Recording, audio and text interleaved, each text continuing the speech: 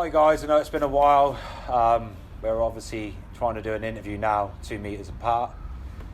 We've all been suffering for a little while.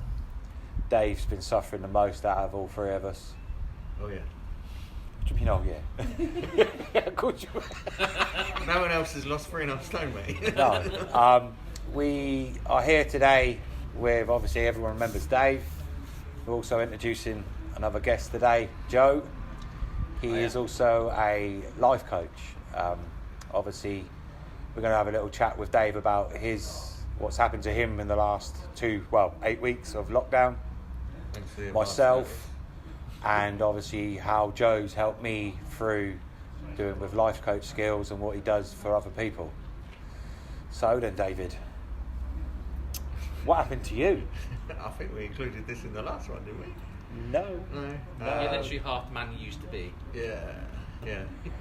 Literally, I've lost about 3.5 stone, roughly, give or take.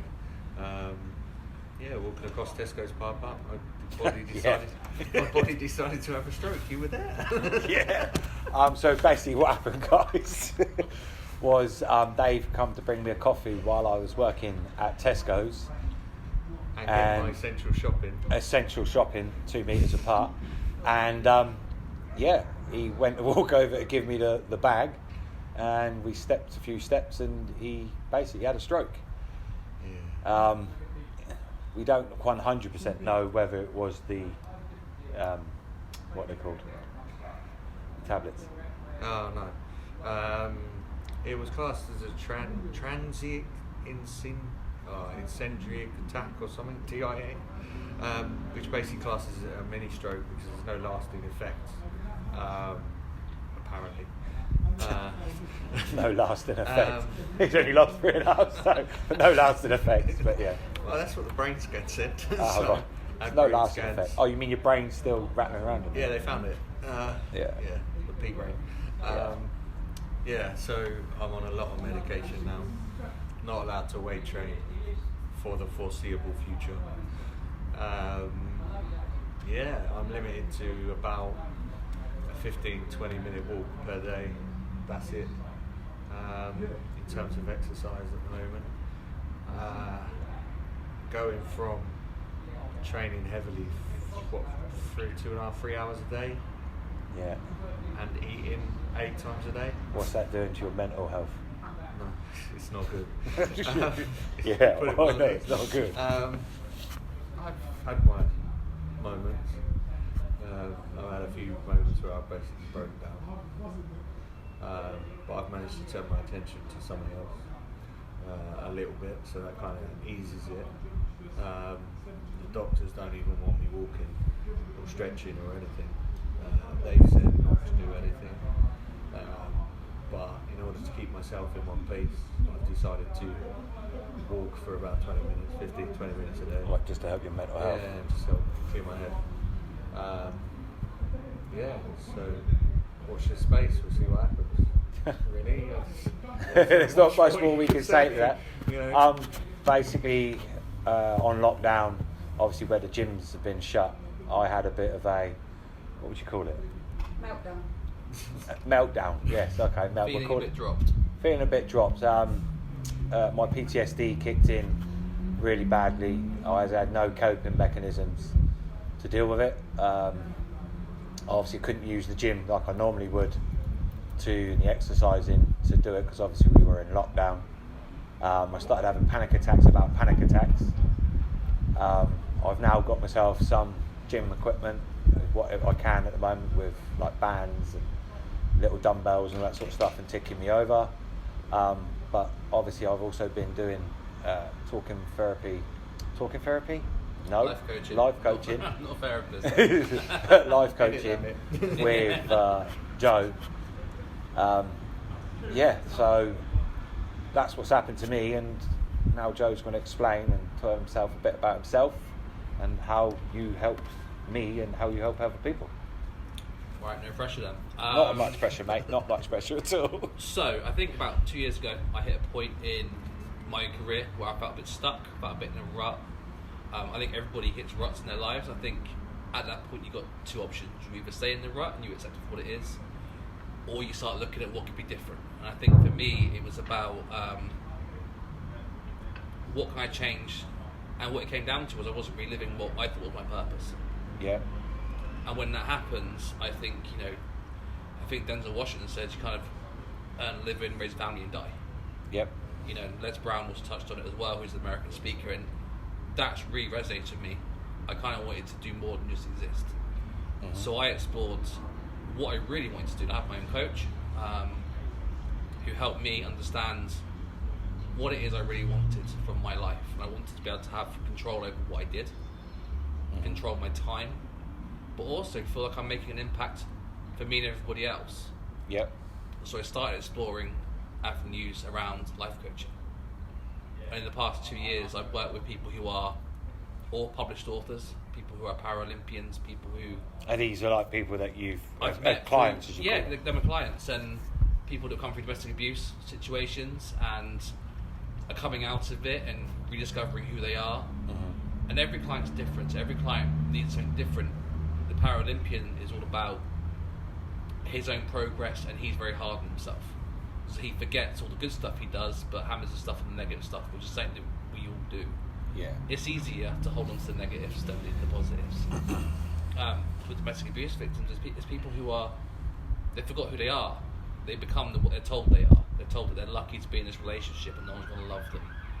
When they come out of it, it's about, well, who am I? Am I good enough? And allowing them to explore the fact they are good enough and they are capable of a lot more than what they've been told they can have. Okay, so for obviously, but before I met you and bits and pieces, I didn't know what a life coach is. Yeah. So how would you explain it to somebody like myself? So basically, when you come to me, I didn't know quite what to expect. Obviously, when you go to speak to someone like a therapist, you kind of you've seen it in a movie, you've seen it on TV. Oh yeah, you sit there on the couch or you lay down on the couch. It wasn't quite like that when the old style type stuff. Yeah, but obviously when me and you spoke, it's kind of hard to explain. It wasn't like I was speaking to somebody. Within the first couple of minutes, it was like you understood me. Mm-hmm. But you never said you must do this or you must do that. You listened and asked me stuff and spoke to me, and basically, I don't know, it's hard to, it's kind of like, it's weird, it's hard to explain. Therapists deal with the past. So therapists will sit you down, and there's lots of different types of therapy, and they're all effective for different people in different situations. But what a life coach does, for a start, it's American. So it's very big in America. Most people have coaches in America. It is coming over to the UK. We are about 5-6 years behind on most things to the States. And what a life coach does is we work on the future. But to do that, you have to understand where you come from. And the things that hold you back. Yeah, because obviously that's what you said, like it's a journey. You spoke about something that I think for 23 years, you'd gone not knowing that actually impacts on your future. And a life coach, what you do, like you say, it's not to give you answers. My job isn't to tell you how to run your life. It's to tell you, No, it's weird. It's kind of. It's about. I come off the phone a lot more positive when we were talking. Because we provide a space and a vehicle for you to get from where you are to where you want to be. Yeah. And I think the biggest thing for my clients, people that I meet, is they want somebody to be with them. Yeah. Because when you're stuck, it's scary, and I think you feel lost, you feel dropped. You feel like, especially the pandemic happening at the moment, people are in traditional therapy or are in types of that environment. Suddenly it's just stopped. And suddenly you can't do it. And suddenly it's like, well, now what do I do? The gym's taken away. Yeah. All of our coping strategies are removed. Yeah, it's a whole completely different type. And what life coaching is about allowing you to think aloud, to have somebody who will sit with you in the rubbish of how you're feeling. Mm-hmm. But also to come with you out of it. To help you through on the journey, It isn't about feeling sorry for you. It's about actually, okay, I can sit with you in the mess, but we are going to go out of it now.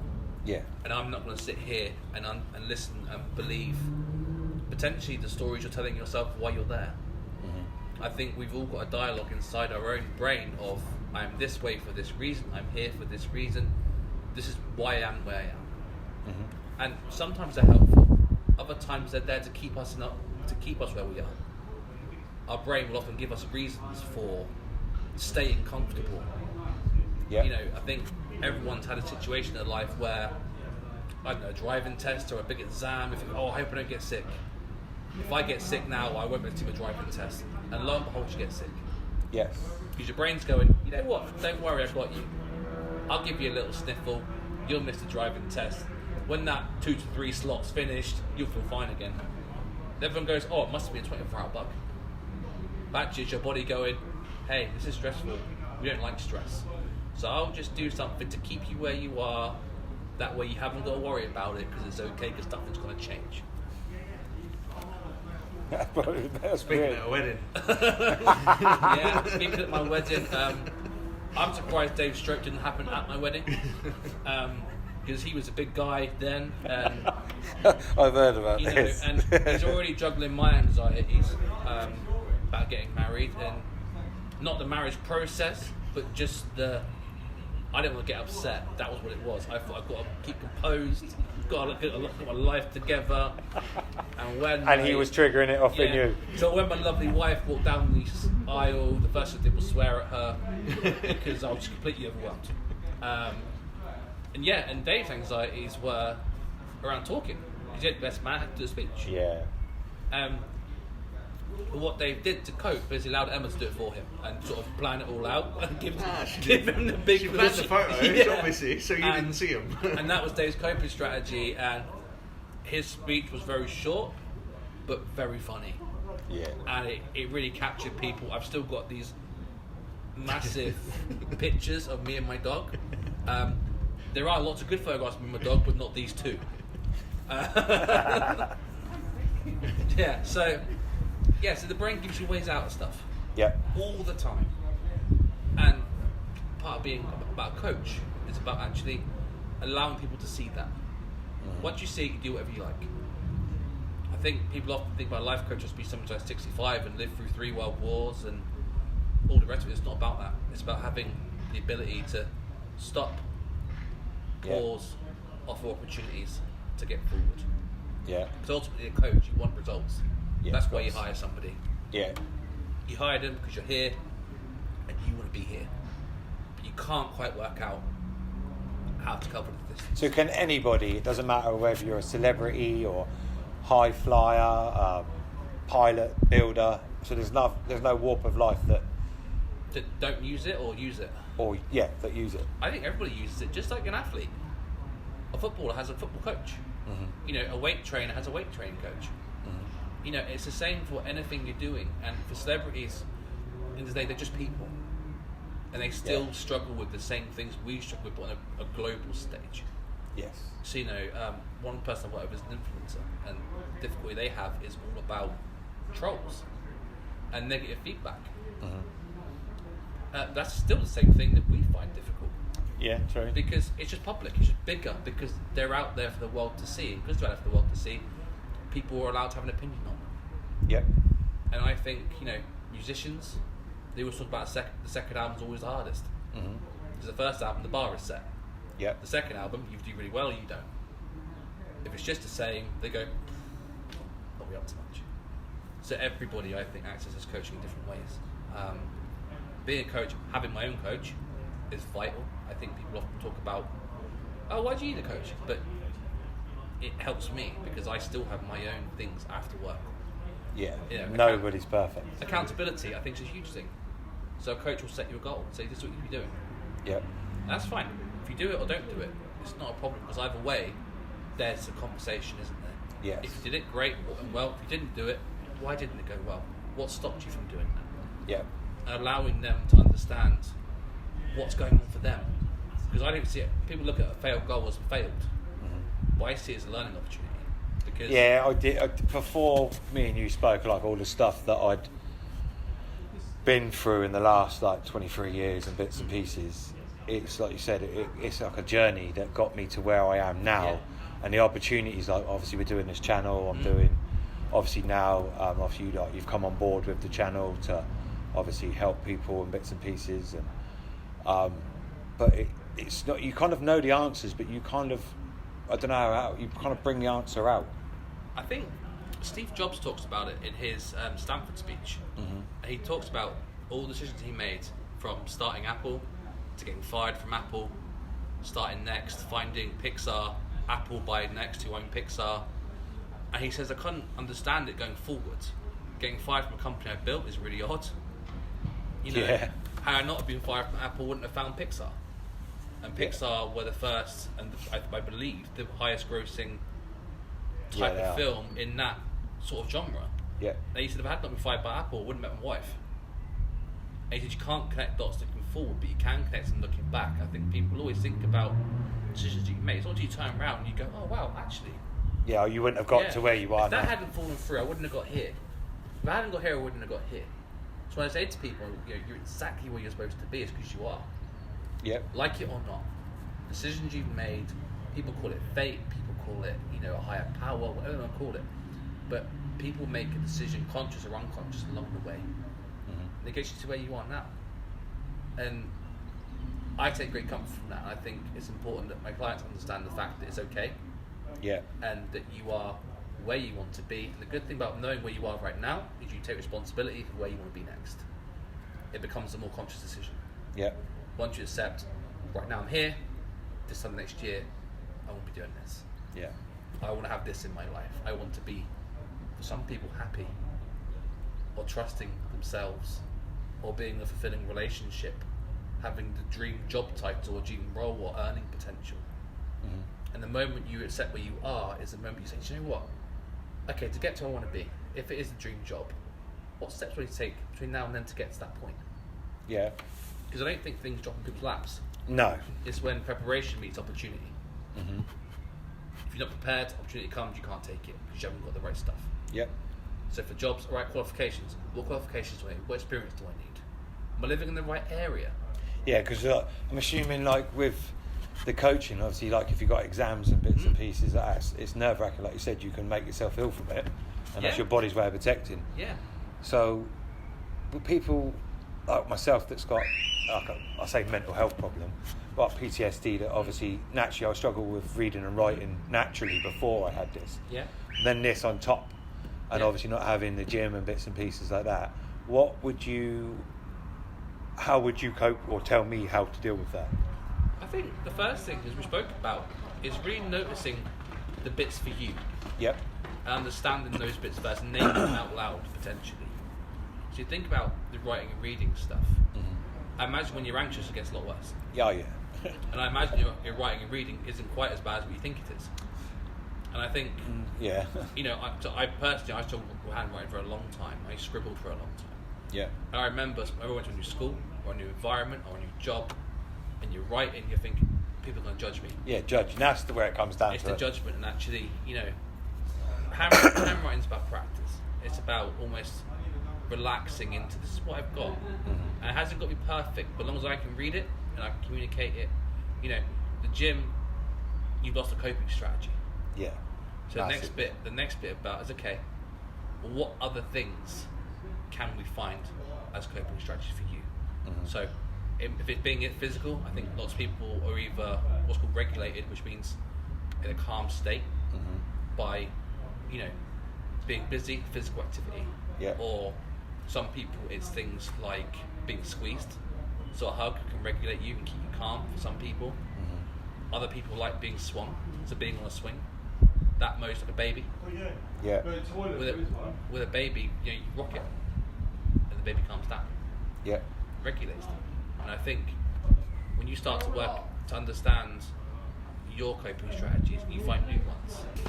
Yeah, it's about allowing you to understand what things are going to help you, and the things that can't help right now, understand what they do for you when you can use them. Yeah. So the gym, it probably, I imagine, is either a cardio based, being busy, or is it pressure? Yeah, it's basically like how I kind of get that anxious feeling, or like my brain starts overthinking stuff and bits and pieces. And once I felt like that, whether it's nighttime, daytime, I would kind of like, right, okay, I need to go and train. So I'd stay there and just like put myself through it. That's why sometimes it's best to go by myself rather than having a gym partner, so you can just have the radio on or the music on in the background and lose yourself in doing the exercise. But without that, I found since we've been talking in bits and pieces, I kind of say to myself, yeah, your brain's starting to go, but it don't matter. It doesn't matter. Like you said, panic attacks can only last for like 25 minutes, half hour maximum. No matter what happens, I'm gonna be all right. It's not going to kill me. It's not going to damage me. I'm not going crazy. All right, even though you feel like you're going crazy, you're going to be all right, and it's the next stepping stone to part of your journey in the direction I'm going in. And once you put it like that to me, it was kind of like, wow, yeah. If you realise, if I hadn't have messed up or done certain things or achieved certain things or didn't achieve them, I wouldn't be where I am now doing this interview right this second with you. And had I not have got my dream role 2 years ago, I wouldn't be here either. Exactly, and I think that's what it's about. And it's about, sometimes you do things, and for me, put eggs in one basket, and it all broke. Yeah. And it was like, well, now what do I do? And I hit a point where I was like, I don't know what's next. Your next chapter kind of thing. It takes a while, but when you're finding ways to make yourself feel better, when you're feeling better, you're releasing chemicals into your brain. Yep. When you're working out, there's adrenaline, testosterone, cortisol, all being stimulated because you're in the gym. Yeah. There's going to be the strain of the weights. I find that I miss dumbbells, pressure on my hands. Yeah. I feel myself going, oh, I miss having you just it kind of chills you out, takes your aggression out of it. But the good news is you can find ways of doing it. Yeah. And that's what it's about. It's about when people can't access things that regulate them, which now is really unique. It's about finding what you can do, the next best thing. What can we do to make you feel a little bit better? Accepting it's not going to be fixed. It a little bit, isn't it? Because the body, the mind's a constant process. And we're never finished. No. Okay. Right. Well, guys, that's pretty much it for today. We will be doing hopefully some more interviews. Joe is about. Obviously, we will put Joe's contact details on our Facebook, on our Instagram, basically our social media. Also on the bottom of this, hopefully, on the bottom of this bit here. Always wanted to do that. Read the bottom bit. It's just here, guys. It's just here. This section here. Can you see it? Just there, with Joe's details on it. He's also part of the mental health and fitness channel now. So obviously there'll be a few more interviews with Joe. Obviously speaking to somebody that will be doing, a client, or hopefully a client that will be doing life coaching, so you can see the kind of the journey this person's going on. Please leave comments. If you need help, Joe is there.